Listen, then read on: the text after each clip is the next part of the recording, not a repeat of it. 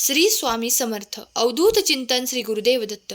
स्वामी प्रिय भक्तांनो, तुमचे या संदेशात स्वागत आहे. स्वामी तुम्हाला काही सांगू इच्छितात, त्यामुळे हा संदेश शेवटपर्यंत ऐकावा. स्वामींची दिव्यदृष्टी निरंतर आपल्या प्रिय बाळांवर आहे. याचा अनुभव तुम्ही कित्येकदा घेतला असेल. जेव्हा तुम्ही काही कठीण काळात जात असाल, तेव्हा स्वामींनी तुम्हाला हात देऊन त्यातून बाहेर काढले असेल. ज्यांना बाहेर काढण्यासाठी मार्ग दाखवला आहे त्यांनी श्री स्वामी समर्थ, जय जय स्वामी समर्थ लिहायला विसरू नका.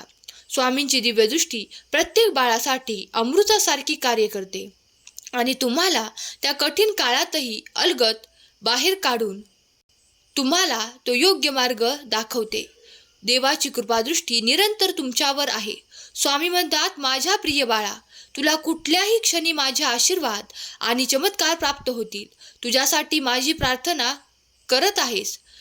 जे कोणी माझ्याकडे त्यांना न्याय मिळण्यासाठी प्रार्थना करत आहेत, त्याला तो न्याय दिला जाईल. त्याला जर असे वाटत आहे की त्या ठिकाणी माझ्यासोबत काही असे घडले आहे जे माझ्या मनाच्या विरोधात आहे, तर त्या ठिकाणी शांत राहा. कारण आता देवाचा आशीर्वाद घेऊन तुमच्यासोबत ज्या ठिकाणी अन्याय झाला आहे त्या ठिकाणी तुमची न्यायाची बाजू मजबूत करण्यासाठी स्वामीदेव प्रत्यक्षात कार्य करत आहेत. स्वामी म्हणतात, बाळा, विश्वास ठेव, तुला नक्कीच तो न्याय प्राप्त होणार आहे. तुझी बाजू मी स्वतः राखत आहे. या क्षणाला तुझ्या विरोधात जो कोणी आहे पाहण्यापेक्षा तुला मी सहाय्य देत आहे. याकडे अधिक लक्षपूर्वक लक्ष दे. ज्या ठिकाणी देवाची दिव्यदृष्टी असते त्या ठिकाणी ती नकारात्मक ऊर्जा जळून जाते. तुमच्या आयुष्यातील ते सुखाचे क्षण आता तुमच्या पुढे पाठवले जात आहेत. जर तुम्हीही ते स्वीकार करण्यासाठी सज्ज असाल तर होय स्वामी, मी ते स्वीकार करतो, मी सज्ज आहे असे कमेंट करा. स्वामी म्हणतात, माझे कित्येक बाळ त्या नोकरीसाठी प्रयत्न करत आहेत. ते यश प्राप्त करण्यासाठी जे काही प्रयत्न करत आहेत त्यांना त्या नोकऱ्या प्राप्त होतील. तुमचा तो बंद असलेला मार्ग आता उघडला जाईल, जिथून तुम्हाला सुख, समृद्धी आणि आनंदाची प्राप्ती होणार आहे. कारण देव पाहतात ते तुमचे मनापासून केलेले कर्म. ज्यांनी ते कर्म केले आहे त्या बाळांना आज स्वामी सांगू इच्छितात, जेव्हा तुम्ही ते प्रयत्न करतात आणि देवाकडे प्रार्थना करतात, तेव्हा देव तुमच्याकडे तो मोठा चमत्कार घडवण्यासाठी येत आहेत. देवाच्या हाती तो न्याय आहे. कारण चुकीच्या मार्गाने कुणी काही मिळवून पाहत असेल आणि तुमच्या मार्गात ते अडथळे आणण्याचा प्रयत्न करत असेल, तर त्या क्षणाला देव तिथे उपस्थित राहून तुमच्यासाठी न्याय नक्कीच करतील. जेव्हा तुमच्यासोबत काही अडचणींचा सामना तुम्हाला करावा लागतो, त्या क्षणाला देवाचे नामस्मरण करा.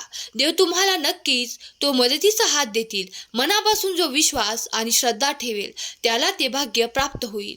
बाळा, माझ्या आशीर्वादांचे खजाने भरपूर आहेत, पण तोच ते नेऊ शकतो ज्याच्यात ते सामर्थ्य आहे. जर तुम्ही ते सामर्थ्य प्राप्त करू इच्छिता तर देवाचे नामस्मरण करा, देवाच्या आज्ञेत राहा, देवाच्या नामात राहा. कारण जो देवाकडे जागृत दृष्टीने पाहतो, देवाची आराधना करतो, देवाचे नामस्मरण करतो आणि सत्याच्या मार्गावर चालायला तयार असतो, त्यासाठी कधीही अंधकार त्याच्याजवळ येत नाही, नकारात्मक ऊर्जा त्यांच्याकडे येत नाही. देव म्हणतात, माझ्या प्रिय बाळा, नकारात्मक विचार या क्षणाला नष्ट करणारा माझे आशीर्वाद कार्य करत आहेत.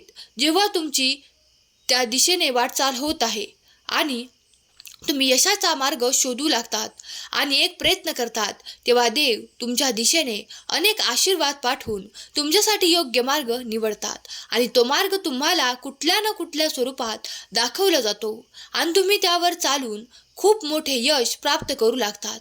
कारण ही सर्व योजना देवानेच तुमच्यासाठी केली आहे. जर तुमचा देवाच्या आणि स्वामींच्या चमत्कारांवर, आशीर्वादांवर संपूर्ण विश्वास असेल तर तुम्हाला नक्कीच तो मार्ग सापडेल. कधीही देव आपल्या प्रिय भक्तांना भटकू देत नाही, त्यांचा मार्ग चुकू देत नाही. यावर विश्वास ठेवा, तुमचा देखील मार्ग भटकणार नाही. जो काही तुम्ही मार्ग निवडाल तो तुम्हाला देवाच्या योजनेनुसार दाखवलेला असेल. तुम्ही फक्त त्यात मनापासून आपले कार्य करत पुढे चालत राहावे. तुम्हाला ते नाते प्राप्त आहे. त्या नात्यातील अधिकाधिक काही क्लेशांमुळे तुम्हाला नको नको असे होते, पण हे लक्षात घ्या की देव तुमच्याकडे तेच देतात जे तुमच्यासाठी योग्य आहे, आणि जे तुमच्यासाठी योग्य नाही ते तुमच्या जवळून काढून घेतले जाते, कारण पुढे जाऊन तुम्हाला त्यातून जो त्रास होणार आहे. आणि जर ते देवाला तुमच्यापासून काढणे कठीण नाही, कारण देवाचा धावा करणारे, देवावर विश्वास करणारे कधीही कोणत्याही चुकीच्या मार्गावर जात नाहीत, कोणत्याही चुकीच्या माणसाजवळ जात नाहीत. त्यांना ते नाते प्राप्त होत नाही, कारण त्यांचा संपूर्ण विश्वास देवावर आहे आणि देव त्यांच्यासोबत अन्याय होऊ देत नाहीत. यावर देखील ज्यांची खात्री आहे त्यांनी होय स्वामी, मला त्याची खात्री आहे अशी कमेंट करायला विसरू नका. देव म्हणतात, बाळा, चुकीच्या मार्गाने आणि चुकीच्या कर्माने केलेले पाप कधीही जगता येत नाही. चुकीच्या मार्गाने कितीही लक्ष्मी प्राप्त केली तरी ती अनाथ आहे, व्यर्थ होणार आहे. म्हणूनच चांगले कर्म करत असताना जी प्राप्त होणारी लक्ष्मी आहे ती तुमच्याकडे अखंड राहील, जे तुमच्यासाठी सौभाग्य वाढवणारी राहील. तुमची खूप काही प्रगती साधण्यासाठी तुम्ही चांगले मार्गावर चढावे, शुद्ध मार्गाचा अवलंब करावा, सत्याचा अवलंब करावा अशी देव तुम्हाला आज्ञा करतात. कारण जेव्हा काही लोक कठीण काळातून जात असताना चुकीचा मार्ग तुम्हाला दाखवतात, सुचवतात, तेव्हा त्या अशा लोकांपासून 2 हात लांब राहणे हे तुमच्यासाठी सर्वोत्तम आहे. कारण जेव्हा कठीण काळ असतो तेव्हा तुमची परीक्षा ही घेतली जाते. ती कधी कधी देवाकडून घेतली जाते की तुम्ही किती वेळा या कठीण काळातून जाताना त्या चुकीच्या मार्गाचा अवलंब तर करत नाही ना, असे देव पाहतात. म्हणून देवाचे तुमचे संरक्षण ही करत असतात आणि तुम्हाला त्या मार्गातून दूर ठेवण्याचे प्रबंध देखील देवच करत असतात. देव म्हणतात, बाळा, तू केलेल्या प्रत्येक कर्माचा मी साक्षीदार आहे. तू जे काही करतोस ते माझ्या आज्ञेशिवाय काहीही नाही. कारण या संपूर्ण सृष्टीचा मालक, चालक मीच आहे. मीच गरुडावर स्वार आहे. मी कैलासावर विराजमान आहे. माझ्यातच संपूर्ण सृष्टी विराजमान आहे. मीच कणाकणात व्याप्त आहे.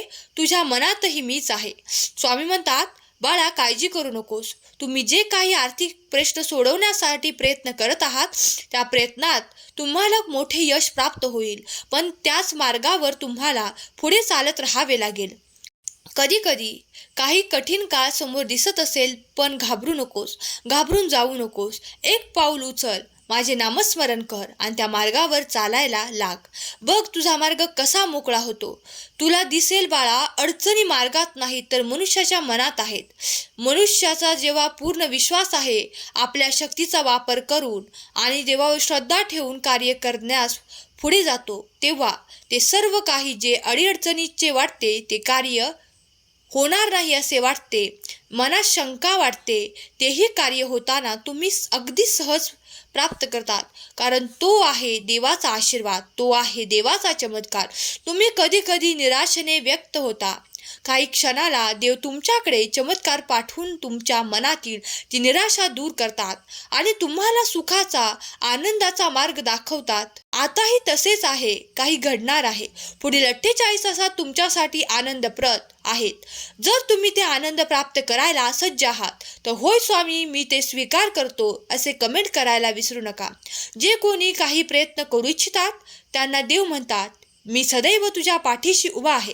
प्रत्येक पाऊल उचलताना देवाचे नामस्मरण कर. देवाला तुझ्याकडून काहीही नको. देव फक्त मागतात ती तुमची श्रद्धा आणि विश्वास. तुम्ही जितका विश्वास आणि श्रद्धा ठेवाल तितकेच फळ तुम्हाला प्राप्त होईल. जो कोणी आपल्या कर्माच्या दिशेने योग्य तऱ्हेने पुढे जात आहे त्यांच्या कठीण काळातही त्याला देवाची प्राप्ती होते. अगदी सहज आणि सोपे आहे. देव म्हणतात, तुझ्या कार्यातले अडथळे दूर करणारा आशीर्वाद या रात्रीतून तुला प्राप्त होऊन तू जेव्हा उद्या उठशील तेव्हा तुझ्यासाठी एक मोठे यश आणि एक मोठा आनंद ठेवलेला असेल. बाळा, जेव्हा तुम्ही ते सर्व काही प्राप्त करू इच्छिता तर देवाचे ध्यानही अवश्य करा. आपल्या कार्यात अधिक मन लावण्याचा प्रयत्न करा. मोठे यश तुमच्या दिशेने येत आहे. सुखी राहा बाळा, तुझे कल्याण होईल. स्वामी म्हणतात, तुझ्या आनंदात मी सामील आहे. तुझ्याकडे एक आनंदाची बातमी येणार आहे. तू माझ्या दारावर ठोठावले आहे. आता तुला त्या दारातून अनेक चांगल्या बातम्या प्राप्त होणार आहेत. ते स्वीकारण्यासाठी सज्ज हो.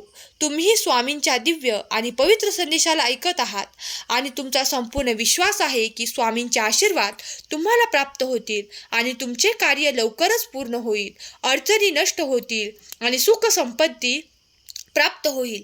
तर नक्कीच ते दिव्य आशीर्वाद प्राप्त करण्यासाठी मी सज्ज आहे. स्वामी माऊली, मी तुमचे प्रिय बाळ आहे, अशी कमेंट करायला विसरू नका. स्वामी माऊली तुमच्या मनातील त्या सर्व काही चांगल्या इच्छा पूर्ण करोत, तुमच्या मुलांना सुख, समृद्धी, आनंद प्रदान करोत. हीच स्वामी माऊली चरणी प्रार्थना. केलेली सेवा स्वामी चरणी अर्पण करते. आजचा हा संदेश शेवटपर्यंत ऐकल्याबद्दल धन्यवाद. श्री स्वामी समर्थ. जय जय स्वामी समर्थ. श्री स्वामी समर्थ. जय जय स्वामी समर्थ. श्री स्वामी समर्थ. जय जय स्वामी समर्थ. श्री स्वामी समर्थ. जय जय स्वामी समर्थ. श्री स्वामी समर्थ. जय जय स्वामी समर्थ. श्री स्वामी समर्थ. जय जय स्वामी समर्थ. श्री स्वामी समर्थ. जय जय स्वामी समर्थ.